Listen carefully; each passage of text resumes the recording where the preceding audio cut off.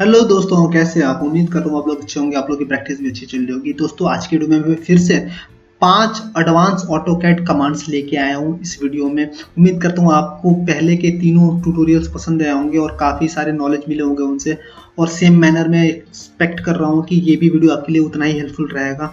तो बिना देर करते हुए स्टार्ट करते हैं दोस्तों। मेरा नाम है आकाश और आप देख रहे हैं मेरा YouTube channel design to future.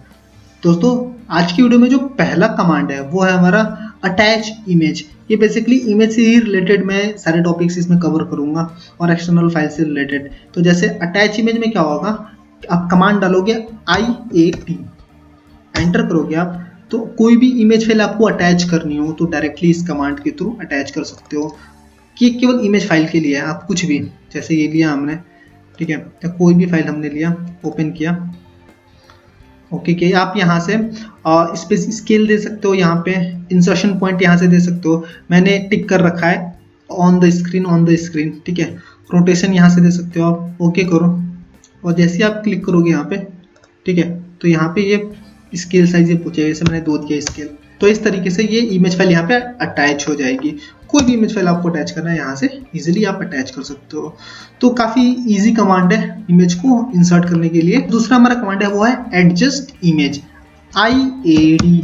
ये आप कमांड एंटर करोगे IAD, तो आप इमेज को एडजस्ट कर सकते हो। जैसे आप क्लिक करोगे, एंटर कर सकते हो, और यहाँ से आपको कई सारे ऑप्शंस दिखेंगे। जैसे आप इसकी ब्राइटनेस बढ़ा सकते हो, कॉन्ट्रास्ट चेंज कर सकते हो, फेड कर सकते हो। जैसे मैंने ब्राइटनेस दे दिया इसको, कॉन्ट्रास्ट दे दिया इसको, ठीक है। फेड करना है, फेड कर सकते हो आप, ठीक है, ओके करोगे आप, तो इस तरीके से ये चेंज हो जाएगा जैसा आपने रीसेट किया है, ठीक है। तो इस तरीके से आप चेंज कर सकते हो अपने इमेजेस की ब्राइटनेस, फेड कर सकते हो, कॉन्ट्रास्ट चेंज कर सकते हो।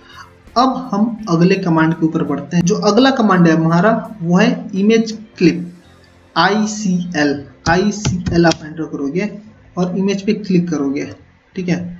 और इमेज पे क्लिक करने के बाद से यहाँ पे ऑप्शंस दिखेंगे आपको, ठीक है। इमेज क्लिपिंग एक्शन, ठीक है, डिलीट करना है, ठीक है, न्यू बाउंड्री बननी है। तो मुझे इसको क्रॉप करने के लिए बेसिकली हम यूज करते हैं, तो न्यू बाउंड्री लिया, ठीक है। यहाँ पे अलग अलग ऑप्शंस दिखेंगे आपको, सेलेक्ट पॉलीलाइन, पॉलीगन, रेक्टेंगुलर। तभी मैं फिलहाल रेक्टेंगुलर लेता हूँ, ठीक है। कितने एरिया में इसको क्रॉप करना है, आप उतने एरिया को सेलेक्ट करो, वो क्रॉप हो जाएगा ऑटोमेटिकली, ठीक है। एक दूसरा ऑप्शन होता है पॉलीलाइन से आप फ्रेम बना लो। ऐसे मैं चाहता हूँ कि ये इतने फ्रेम में दिखे मुझे, ठीक है, इतने फ्रेम में दिखे, एंटर किया। अब इसके बाद से मैं ICL कमांड डालूंगा, इमेज क्लिपिंग का। इमेज पे क्लिक करूंगा, बाउंड्री पे जाऊंगा और यहाँ पे सेलेक्ट पॉलीलाइन का ऑप्शन, इस पे क्लिक करूंगा और इस पॉलीलाइन को क्लिक करूंगा। तो जितना मैंने फ्रेम बनाया था उतने में इमेज क्रॉप होके दिख जाएगा, ठीक है दोस्तों। तो अब हम अगले सब कमांड की तरफ बढ़ते हैं। इमेज क्लिपिंग के अंदर ही एंटर किया, ठीक है, फिर बाउंड्री में गए, फिर यहाँ पे ऑप्शन है पॉलीगन। आप पॉलीगन शेप एक बनाओगे इस तरीके से,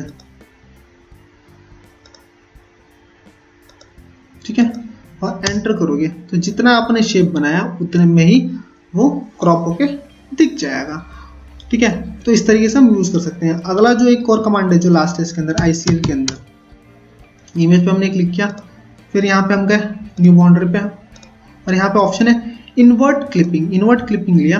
अब मैं पॉलीगन मैंने बना रखा था उस पर क्लिक करूंगा। अगर मैं इस वाले को सिलेक्ट करूंगा तो इस एरिया के अंदर वाले पार्ट को छोड़ के बाकी का सारा पार्ट रह जाएगा इस तरीके से। तो ये होता है इन्वर्ट क्लिपिंग, मतलब कि जैसा आप क्रॉप करते थे जस्ट उसके उल्टा। हम अगले कमांड की तरफ बढ़ते हैं जो है हमारा इंपोर्ट मतलब कि कुछ भी आपको इंपोर्ट करना हो, किसी भी फॉर्मेट की फाइल को जो ऑटोकैड एक्सेप्ट करता हो, उन सारी फाइल्स को आपको इंपोर्ट करना है। तो डायरेक्टली आप IMP कमांड डालोगे और यहाँ पे किस फॉर्मेट की फाइल को इंपोर्ट करना है वो फॉर्मेट एक्सटेंशन आप चूज करोगे और फिर आप उस फाइल को सेलेक्ट कर सकते हो। जैसे आप कैटिया की फाइल को लगाना है, ठीक है, IGS फाइल लगाना है, इन्वेंटर की फाइल लगाना है, ठीक है, पैरासॉलिड फाइल लगाना है, प्रोई की फाइल लगाना है, सॉल्टवर्क्स की फाइल लगाना है, STP फाइल लगाना है, क्या लगाना है आपको, वो सब चीज़ें यहाँ पे लगा सकते हो। और जिस सिचुएशन में वो फाइल होगी उसी सिचुएशन में यहाँ पे आके डिस्प्ले भी होगा। जैसे देखो आप, अभी मैं फिलहाल तो PDF फाइल लगाता हूँ। PDF फाइल लिया हमने और यहाँ से गए और यहाँ से हम डेस्कटॉप से कोई भी एक PDF फाइल लेते हैं, ठीक है। ओपन किया हमने और यहाँ पे ऑप्शन आ जाएगा, ठीक है। यहाँ पे ऑप्शन आ जाएगा कि अगर ये फाइल ड्राइंग फॉर्मेट में है तो आपको किस तरीके से यूज़ करना है। तो यहाँ पे ऑप्शंस हैं, आप ब्लॉक के फॉर्मेट में यूज़ करना चाहते हो, ठीक है, या फिर नहीं चाहते हो तो आप इसको अनचेक कर सकते हो। लेयर्स अगर हैं तो PDF के अंदर भी लेयर्स होते हैं आजकल, तो PDF का लेयर यूज़ करना चाहते हो तो कर सकते हो, या फिर ऑब्जेक्ट के अंदर कोई लेयर है करंट लेयर, उसको यूज़ करना चाहते हो तो कर सकते हो, ठीक है। अभी तो फिलहाल इसके अंदर कोई ड्राइंग है नहीं, सिंपल मैं इंपोर्ट कमांड से इसको मैं इंपोर्ट कर रहा हूँ। यहाँ पे रेंडर हो रहा है इमेज, ये पहले रेंडर करता है ताकि वो स्क्रीन पे आके डिस्प्ले हो। देखो आप इस तरीके से ये आके डिस्प्ले हो जाएगा, लेकिन ये इमेज इंपोर्ट कमांड के थ्रू ये PDF फाइल में नहीं दिखेगा, ऑटोकैड की फाइल में कन्वर्ट हो जाएगा ऑटोमेटिकली। देखो इस तरीके से टेक्स्ट की फाइल में कन्वर्ट हो गया ये, ठीक है। इस तरीके से वो डायरेक्टली एक्सट्रैक्ट कर लेगा एक तरीके से। जैसे आप देखो मैंने दोबारा IMP कमांड लिया, ठीक है। अब यहाँ से मैं कोई CAD फाइल इंपोर्ट करता हूँ, सपोज करो कैसे है, आप देखो ये CAD फाइल है, ओपन किया मैंने। अब यहाँ पे मैं किस तरह इमेज फॉर्मेट में तो नहीं चाहिए ना, आप रेस्टर इमेज पे टिक करोगे तो इमेज फाइल में आएगा, लेकिन मुझे इमेज फॉर्मेट में नहीं चाहिए, अभी मुझे CAD फाइल में चाहिए। तो ओके किया हमने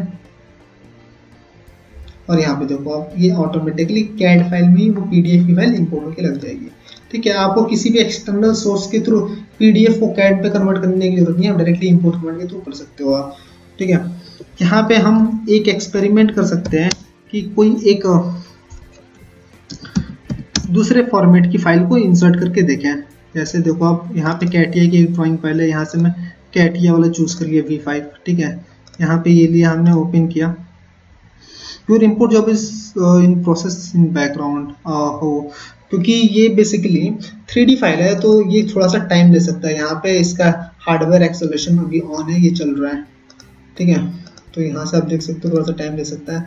ये बेसिकली आप इस वाली शीट पे जैसा स्टैंडर्ड होता है उसके 2D शीट पे आप कैटिया की 2D शीट की फाइल को इजीली इंपोर्ट कर सकते हो। अगर 3D वाला आपने ऑटोकैड ओपन कर रखा है तो 3D वाले में 3D वाली फाइल को इजीली इंपोर्ट कर सकते हो। तो अब 3D मॉडल को 2D में इंटरफेस करने के लिए इसके पास इंटीग्रेशन का टाइम चाहिए, रेंडर होने के लिए टाइम चाहिए। अगर वो रीडेबल होगा तभी वो इंपोर्ट करके पाएगा, अदरवाइज वो फेल्ड दिखा देगा। तो कैटिया की कोई ड्राइंग फाइल है तो आप उसको 2D शीट पे इजीली इंपोर्ट कर सकते हो। अदरवाइज 3D फाइल इंपोर्ट करना है तो 3D वाला मॉड्यूल ऑटोकैड का ओपन करना पड़ेगा आपको। 3D वाला मॉड्यूल के अंदर जाओगे आप तो वहां पे इजीली कर सकते हो आप।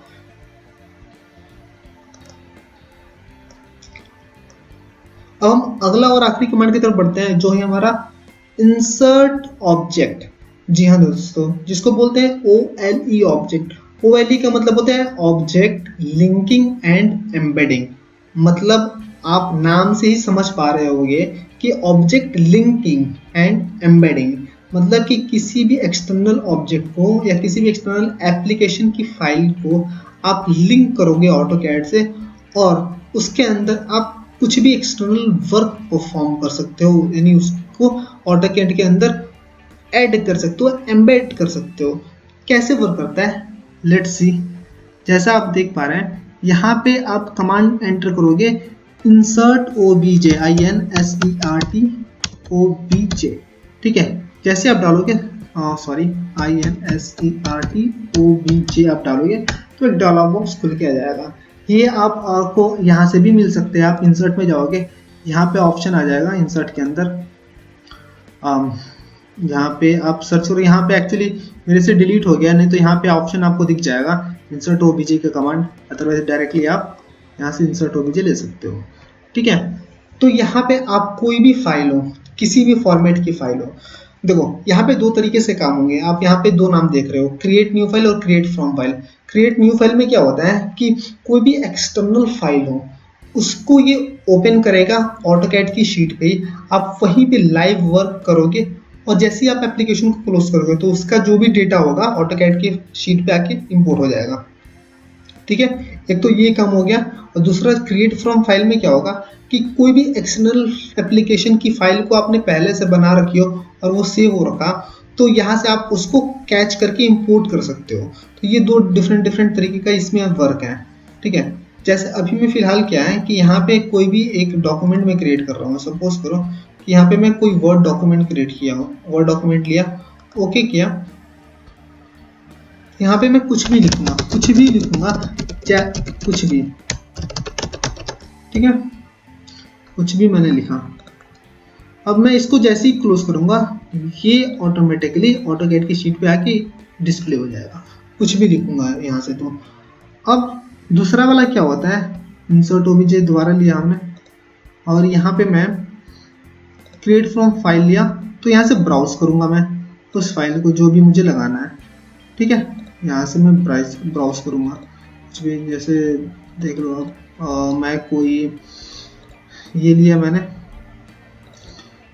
और इसको ओके किया, तो वो फाइल को इंपोर्ट करके यहाँ पे डिस्प्ले कर देगा, ठीक है। इस तरीके से ये फाइल को डिस्प्ले कर देगा यहाँ पे। तो ये कोई भी दोनों तरीके से काम कर ले, कोई भी एक्सएमएल फाइल सेव है तो उसको इंपोर्ट करके लगा देगा, या फिर आप डायरेक्टली उस फाइल पे लाइव वर्क करके ऑटोकैड की शीट पे डिस्प्ले कर सकते हो। तो दोस्तों उम्मीद करता हूँ आप लोगों को इस वीडियो से काफी हेल्प मिला होगा, और अगर आपको कोई भी क्वेरी रहती है इस वीडियो से रिलेटेड तो आप प्लीज कमेंट बॉक्स में बताएं, और आपको कोई सजेशन है इस वीडियो में इंप्रूवमेंट के लिए तो प्लीज बताएं, ताकि मैं आपके लिए बेटर सर्विस दे सकूं। तो उम्मीद करता हूँ दोस्तों आप लोगों को वीडियो पसंद आई हो। तो जल्दी ही मिलते हैं आपसे अगले ट्यूटोरियल में, तब तक के लिए bye bye, take care, stay blessed, stay inspired.